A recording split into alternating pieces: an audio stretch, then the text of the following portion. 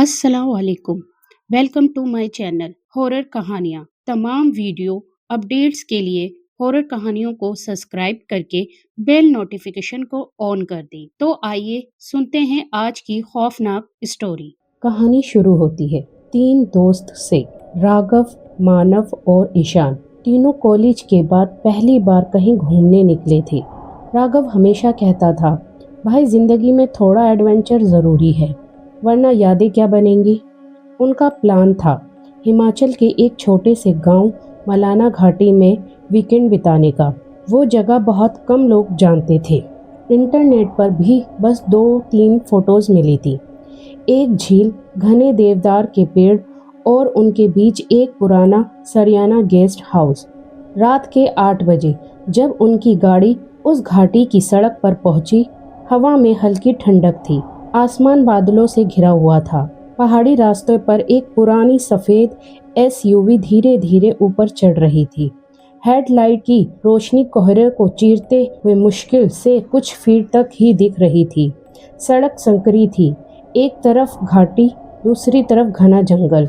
गाड़ी के अंदर 3 दोस्त थे। राघव ड्राइव कर रहा था। उसकी आंखें सड़क पर टिकी हुई थी, लेकिन चेहरा थका हुआ लग रहा था। मानव पीछे बैठा था। खिड़की से बाहर झांकते हुए पेड़ों की काली परछाई दिख रहा था। ईशान ने अपने फोन की टॉर्च ऑन कर रखी थी, क्योंकि बाहर का कोहरा इतना गाढ़ा था कि हेडलाइट भी बेअसर लग रही थी। भाई, ये सही में रास्ता है ना? ईशान ने थके स्वर में पूछा। राघव ने बिना नजर हटाए जवाब दिया। डर गया क्या? गूगल मैप पे तो यही दिखा रहा है, बस थोड़ा और ऊपर। मानव हल्का सा हंसा। कहीं ये गूगल मैप हमें ऊपर से सीधा नीचे घाटी में ना गिरा दे। गाड़ी आगे बढ़ी और धीरे धीरे कोहरा और घना होता गया। रास्ता अब कंकरीला था। टायरों के नीचे छोटे छोटे पत्थर चरमराते हुए आवाज कर रहे थे। पेड़ों की डालियां हवा में झूलती और कभी कभी गाड़ी के शीशों से टकराती। गाड़ी के भीतर सन्नाटा था। बस इंजन की हल्की गुनगुनाहट और उनकी सांसें सुनाई दे रही थी। करीब 10 मिनट बाद सामने एक पुराना लकड़ी का बोर्ड दिखा। वो आधा टूटा हुआ था। उस पर हल्का सा हरा मांस जमा हुआ था। बोर्ड पर लिखा था Sariyana guest house, welcome to peace. लेकिन पीस शब्द पर किसी ने गाढ़े लाल रंग से क्रॉस का निशान बना दिया। राघव ने धीरे से कहा, लगता है यही है। ईशान ने माथे पर शिकन डाली और अरे भाई, ये पीस तो किसी ने पीसीस बना दिया है। मानव ने हंसने की कोशिश की, पर उसके चेहरे से झलक रहा था कि वह सहज नहीं है। राघव ने गाड़ी अंदर मोड़ दी। गेस्ट हाउस तक पहुंचने वाला रास्ता कीचड़ और जड़ों से भरा हुआ था। दोनों ओर ऊंचे देवदार के पेड़ थे, जिनके बीच से हल्की धुंध रेंगते हुए नीचे उतर रही थी। कभी कभी हवा चलती तो पेड़ों की डालियां एक दूसरे से टकराती और ऐसा लगता मानो कोई फुसफुसा रहा हो। कुछ ही देर में गाड़ी एक पुराने भवन के सामने रुकी। वो 3 मंजिला पत्थर का बना था। ऊपर की दीवारों से बेलें लिपटी हुई थी और खिड़कियों के शीशे आधे टूटे हुए। मुख्य दरवाजा लकड़ी का था, गहरा भूरा, जिस पर पुराने जमाने की लोहे की चौखट लगी हुई थी। ये तो किसी भूतिया फिल्म का सेट लग रहा है, मानव ने धीमे से कहा।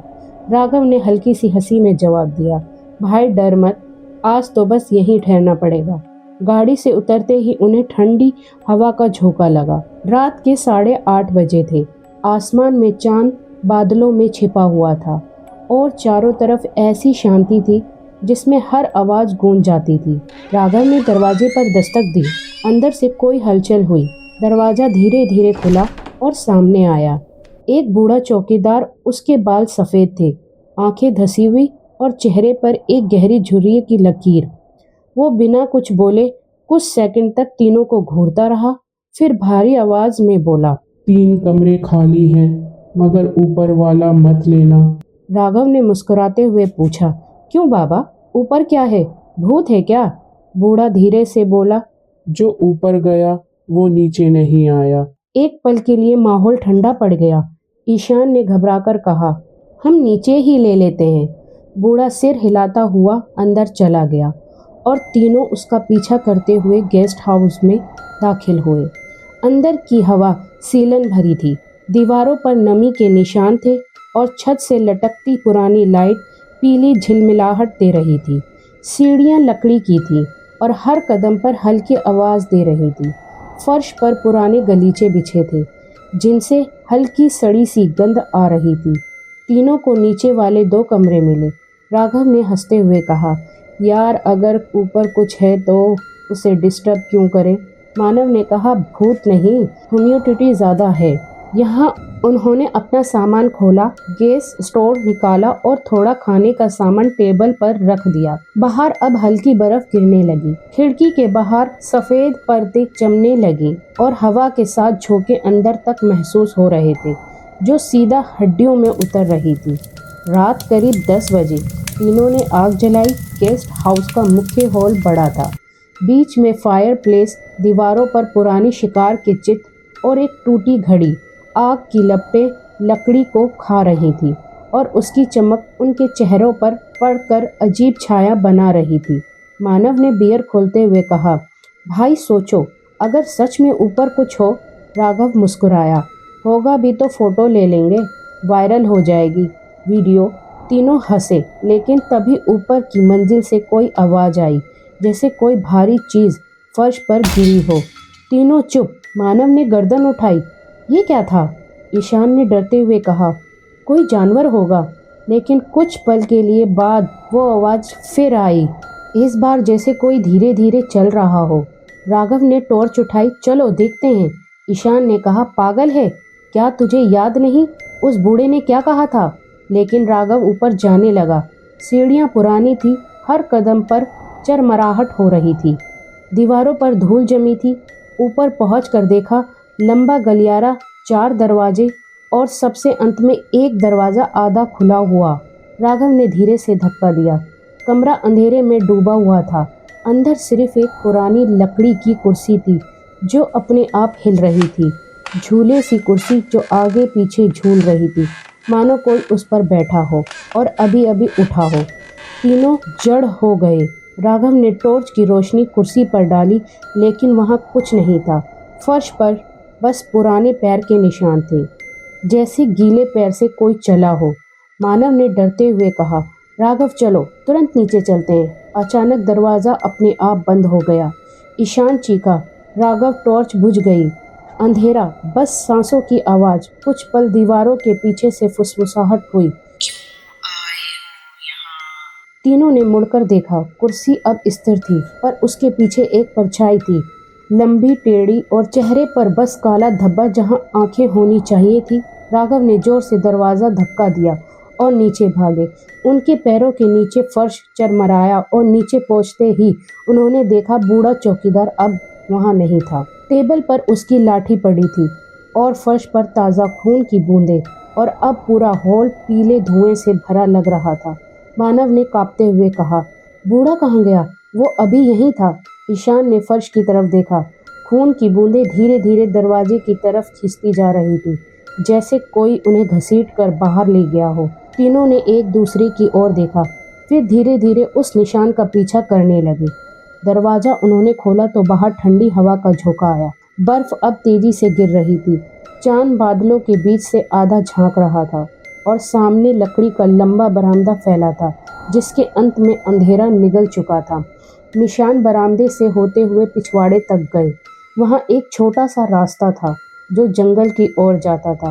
पेड़ों के बीच वो लाल निशान अब टूट गए थे और सिर्फ बर्फ पर दबे 3 अजनबी पैरों के निशान रह गए थे, एक बड़ा और 2 छोटे, जैसे कोई किसी को खींच कर ले जा रहा हो।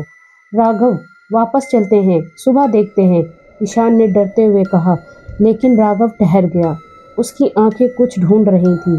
याद है बूढ़े ने क्या कहा था? ऊपर वाला कमरा मत लेना। उसने धीरे से आगे देखा। शायद जो ऊपर था वो उसे ले गया। तीनों वापस अंदर लौटे, दरवाज़ा बंद किया और कुर्सियां लगाकर टिकाया। गेस्ट हाउस अब और भी डरावना लग रहा था। हवा दीवारों की दरारों से अंदर आती और सीटी जैसी आवाज़ करती। तीनों के आग के पास बैठ गए। बाहर बर्फ का तूफान बढ़ गया था। मानव ने कांपती आवाज़ में कहा, अगर यहाँ कोई है तो वो हमें नहीं जाने देगा। ईशान ने आंखें बंद की। तू चुप कर, सुबह तक सब ठीक हो जाएगा। लेकिन तभी ऊपर की मंजिल से फिर वही आवाज़ आई। इस बार कदमों की नहीं, जैसे कोई ज़मीन पर कुछ घसीट रहा हो। राघव ने धीरे से कहा, अब की बार अगर ऊपर कुछ है तो हमें पता लगाना ही होगा। ईशान चिल्लाया, क्या पागल हो गया है तू? पर राघव ने टॉर्च उठाई, धीरे धीरे सीढ़ियों की ओर बढ़ गया। मानव ने उसका हाथ पकड़ा, भाई अकेला मत जा। तीनों साथ ऊपर गए। ऊपर अंधेरा था, बस टॉर्च की रोशनी दीवारों पर घूम रही थी। हर दीवार पर अजीब से निशान थे। किसी ने नाखूनों से खरोचा था। कुछ जगहों पर पुराने खून के धब्बे थे। कमरा अब भी खुला था।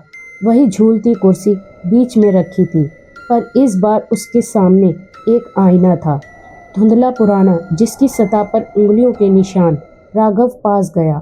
आईने में उसने खुद को देखा, पर उसके पीछे 3 परछाई थी, एक ईशान और दूसरी मानव की। कोई तीसरा? वो झटके से पीछे मुड़ा, पर वहाँ कोई नहीं था।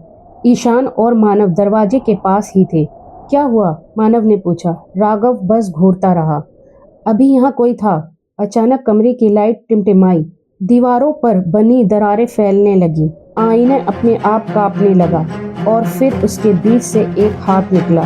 लंबी उंगलियां, सड़ी त्वचा और उसके नाखूनों के नीचे खून जमा था। तीनों चीख पड़े। राघव ने पीछे हटते हुए टॉर्च फेंक दी, जो फर्श पर गिर कर घूम रही थी, और रोशनी सीधा दीवार पर पड़ी। वहां अब बूढ़ा चौकीदार खड़ा था, लेकिन उसका चेहरा मानो जला हुआ था। वो बोला नहीं, बस उंगली से नीचे की ओर इशारा किया, फिर धीरे धीरे पीछे हटता गया और अंधेरे में गायब हो गया। तीनों नीचे भागे, दरवाजा खोलने की कोशिश की, पर वो हिला नहीं। मानव ने पूरी ताकत लगाई, फिर भी बंद। ईशान ने पीछे देखा। सीढ़ियों के ऊपर से कोई उतर रहा था, धीरे धीरे, कदम दर कदम। ईशान चिल्लाया, कौन है वहाँ? और ऊपर से वही आवाज आई, वो जो तुम तीनों के साथ है। तीनों ने पीछे मुड़कर देखा। वो इंसान नहीं था, वो वही परछाई थी जो आईने में दिखी थी। चेहरा बिना आंखों के और शरीर जैसे धुएं से बना हो। वो उतरते हुए रुक रुक कर झुकता था, और जैसे किसी टूटी हड्डी वाला चल रहा हो। राघव ने पास की लकड़ी उठाई, आग में डुबो कर जलाया और सीढ़ियों की ओर फेंक दिया। लपटें उठी, पर वो परछाई लपटों से नहीं चली, बल्कि और नजदीक आ गई। अब वो फर्श के पास थी और उसका चेहरा साफ दिखा। वो बूढ़ा चौकीदार ही था, लेकिन उसकी आंखों से धुआं निकल रहा था। उसने बस एक शब्द कहा, ऊपर मेरी लाश। राघव ने पीछे मुड़कर देखा। सीढ़ियों के बगल में दीवार फटी हुई थी, और उस फटी जगह से एक पुरानी रस्सी लटक रही थी, जिसके नीचे एक हड्डियों का ढेर पड़ा था।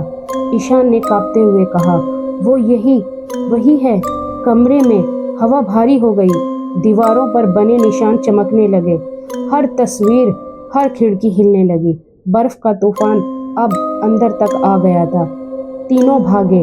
उसी वक्त गेस्ट हाउस के अंदर से म्यूजिक बजने लगा, एक पुराना रेडियो जिसकी सुई अपने आप घूम रही थी, और आवाज आई, आज फिर कोई आया है, फिर कोई नहीं जाएगा। पीछे दरवाजा खुला। राघव ने देखा कि दरवाजे के पास एक मिट्टी का तेल से भरा हुआ डब्बा था। उसने उस डब्बे को उठाया और कमरे में फेंक दिया। मानव चिल्लाया, जला दो, इसे सब खत्म। राघव ने माचिस निकाला और जलाकर फेंक दिया। आग भड़क उठी, गेस्ट हाउस जलने लगा। तीनों बाहर भागे, लेकिन तभी ईशान अचानक से वहीं पर रुक गया। उसकी आंखें खोखली थीं, चेहरा अजीब सा था। वो बोला, तुम दोनों जाओ, मैं तो यहीं रहता हूँ। और वो धीरे धीरे पलटा। उसके चेहरे पर वही परछाई थी जो उन्होंने ऊपर देखी थी। राघव और मानव ने भागते हुए पीछे पलट कर देखा। गेस्ट हाउस राख में बदल गया, लेकिन खिड़की से वो काला साया झांक रहा था। सूरज निकला और गांव के कुछ लोग वहां पहुंचे। उन्हें बस राख मिली और 2 घायल लड़के, राघव और मानव। पुलिस ने रिपोर्ट में लिखा, तीसरा लड़का गायब है, शायद आग में झुलस गया। लेकिन जब राघव होश में आया तो उसने कहा वो अब भी वहीं है, ऊपर वाले कमरे में, और वह हम तीनों में से एक था। 2 साल कोई और ट्रेवल उस घाटी में पहुंचा। उसे वहां एक नया बोर्ड दिखा, सरियाना हाउस, रूम्स अवेलेबल, और नीचे लाल रंग में लिखा था,